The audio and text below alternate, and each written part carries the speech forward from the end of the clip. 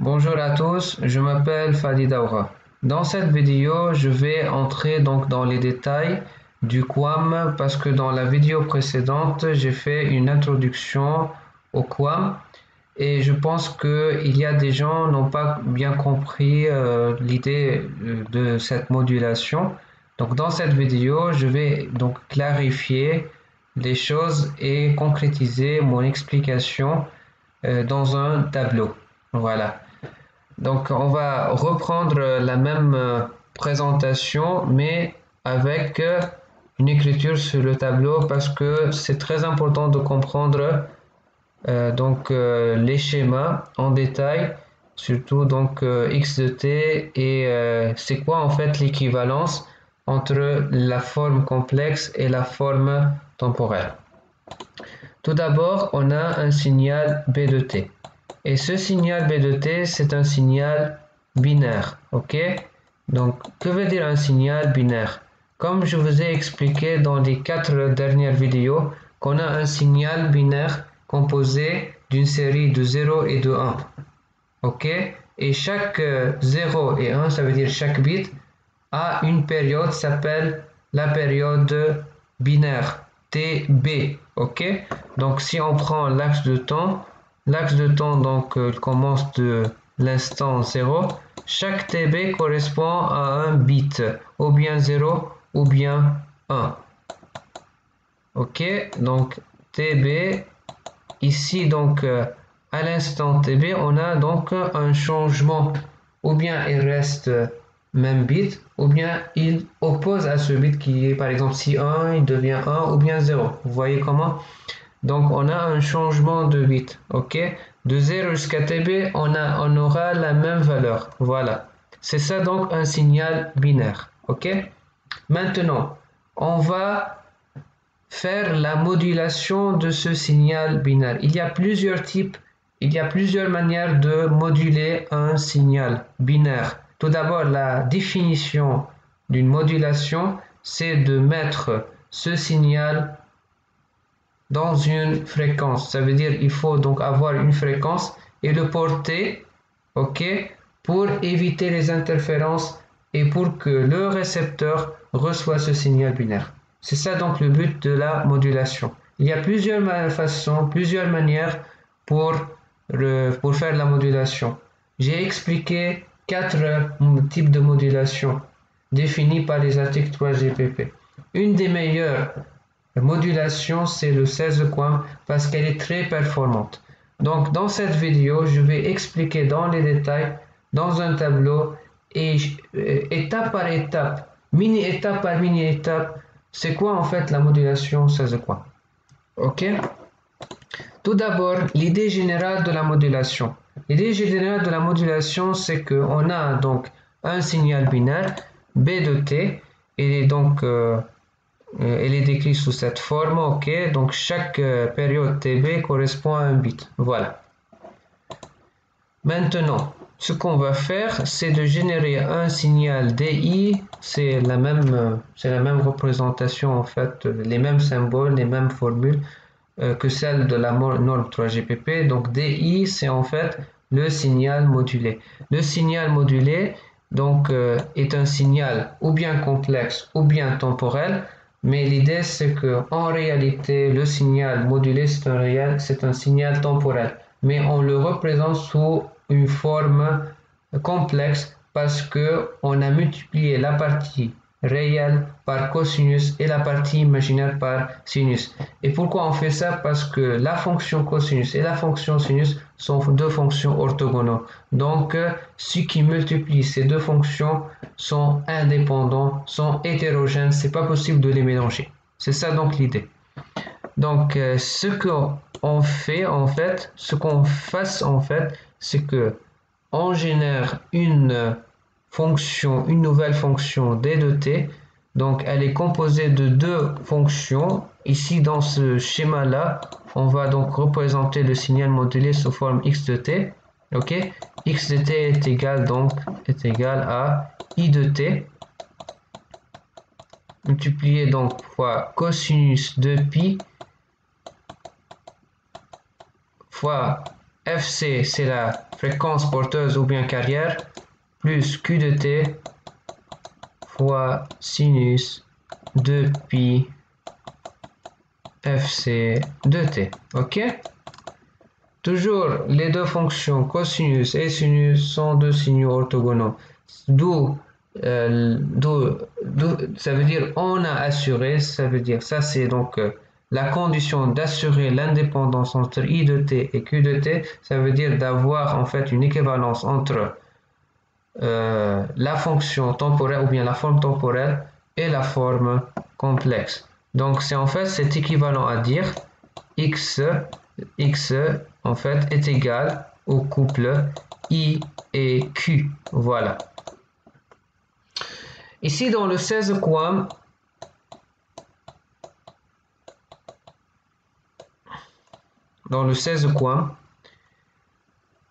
I de t en fait est égal à I de KTS. Parce que en fait, il n'y a pas en fait, comme je vous ai expliqué, il n'y a pas en fait un t continu. Les valeurs ici sont discrètes. Donc ici, on ne peut pas écrire par exemple t comme ça. On va écrire t égale k fois tb. Et b, c'est la période d'un bit. OK? Et k ici est égal à k. T par exemple est égal à k ts. OK? Tel que ts est égal à 4tb.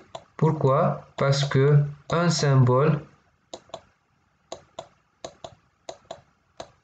égale 4 bits. Voilà. Donc, je vais essayer de reprendre parce que je pense que vous n'avez pas compris. Donc, on a le signal modulé composé de deux signaux, I de t et Q de t sont indépendants. C'est ça donc la première condition, c'est l'indépendance. On a donc, pour assurer l'indépendance, on multiplie donc le premier par cosinus et le deuxième par sinus. Et de cette façon, la représentation, ça sera donc un couple composé du signal I de t et de l'autre signal Q de t pour former le signal modulé. Donc, vous voyez que le signal modulé est un point. On peut le présenter comme un point dans un espace complexe, n'est-ce pas? Donc, dans un espace de deux dimensions. Voilà. Donc, au lieu d'écrire donc fois cosinus et sinus, parce que ça sert à rien, on connaît donc la fréquence carrière, donc on n'a pas besoin en fait d'écrire cosinus et sinus. Donc, seulement on a besoin de savoir I de t et Q de t. Et à ce moment-là, on aura donc la définition du signal modulé. Donc, jusqu'à maintenant, c'est clair ou pas? Très bien. Donc, ici, la période d'un symbole, donc si on va dire, c'est quoi la période d'un symbole? Donc, c'est 4 dB. Voilà. Ça, c'est très important, ok? Alors, le I ici, le grand I, c'est donc la valeur de I pour une période, pour la période, donc pour le symbole numéro K. OK? Alors, le symbole, on va dire donc S, K, TS égale donc au bit numéro 4 K, TE. OK? Parce qu'en fait, TS est égal 4TE, donc égal 4KTE, ensuite 4K plus 1 TE, TB, pardon, c'est pas TE.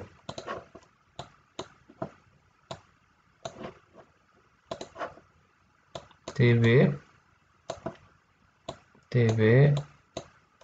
ensuite B, 4K plus 2 TB,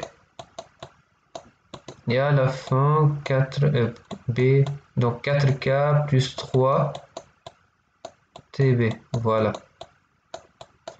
Donc on a 4 bits, voilà, ce sont les 4 bits suivants.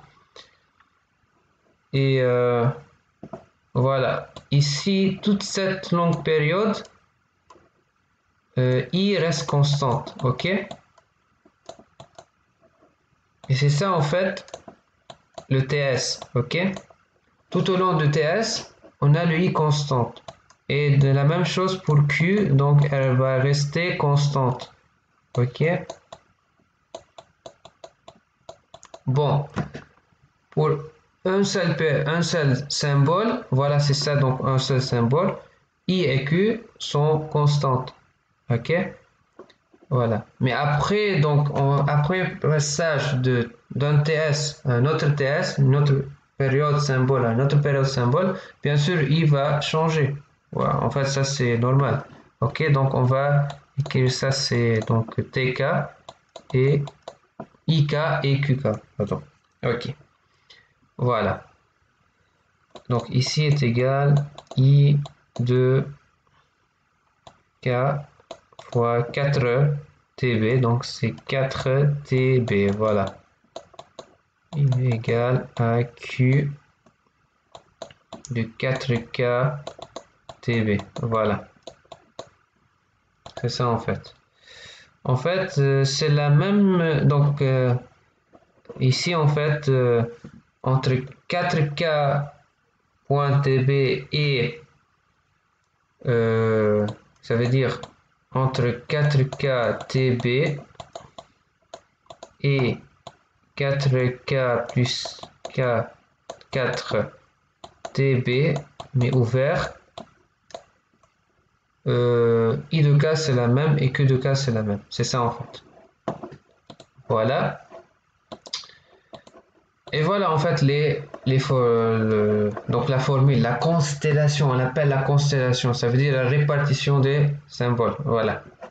Donc si on a donc 4 bits, voilà, donc on a donc 4 zéros on va dire. Donc ça correspond en fait ici en décimale à ce zéro là. Et voilà donc les coordonnées. Donc I de K pour le symbole par exemple numéro K. Ici le symbole numéro K égale 0. Alors à ce moment-là, IK égale moins 3 et Q égale 3 à 3. Voilà.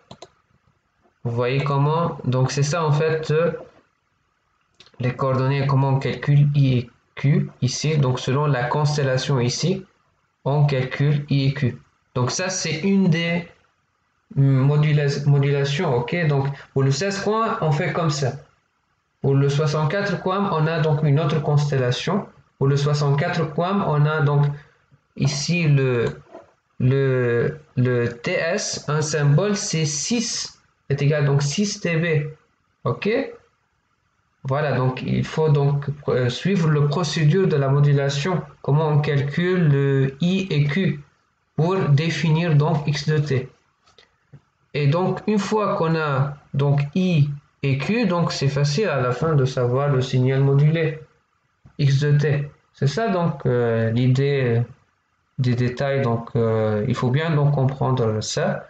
Donc une fois qu'on a I et Q, donc on a bien compris maintenant l'idée ici, l'idée de base. Donc après avoir donc regardé la constellation, donc on va bien comprendre donc à partir de ce détail maintenant ici, c'est quoi en fait cette constellation, de quoi il s'agit. Bon, maintenant on a bien compris avec le I, avec le Q, donc on détermine le signal modulé. Voilà. Donc voilà, on n'a pas besoin en fait d'expliquer dans une autre vidéo c'est quoi le 64 coins parce que c'est la même idée en fait. Ok? Donc juste n'importe quelle constellation. On suit seulement la constellation pour n'importe quel coin. On suit la constellation et on déduit en fait le signal modulé à partir de I et de Q. Tout simplement, c'est très facile. Et après avoir donc déterminé I et Q, on multiplie I par cosinus et on multiplie Q par sinus, tout simplement. Voilà. On peut par exemple avoir une constellation différente. On peut avoir une constellation cercle. Voilà, c'est tout. Ok? Donc voilà. Bien sûr, on n'a pas fini parce que on a la démodulation, on va parler de la démodulation, mais pas dans cette vidéo. Ok? Dans la prochaine vidéo, ou bien peut-être après 2-3 vidéos, je vais vous expliquer comment faire la démodulation dans le cas où on a QAM, on a utilisation de la modulation QAM. Ok, et pourquoi on a séparé, vous voyez ici on a séparation de chaque, donc il y a une égalité, en fait il y a une équidistance entre chaque symbole, ok. Par exemple entre 13 et 9 c'est la même distance que entre 5 et 13, ok. Et comment par exemple on divise en fait le plan pour bien en fait minimiser la probabilité d'erreur de transmission, ok. Par exemple si je vais transmettre 4 par exemple, alors ce qu'on fait en fait c'est de diviser en fait le plan en plusieurs thresholds. Si par exemple on obtient par exemple ici le signal, alors on va prendre le minimum distance. Et ce qui est le plus proche, c'est le 4. Donc on va décider que ça, c'est le 4. Ok, donc ça, c'est dans un autre chapitre, dans une autre vidéo, expliquant plus les détails de la démodulation. Parce que le plus important, le but, c'est de créer donc une modulation parfaite pour faciliter la démodulation après. Voilà, c'est ça.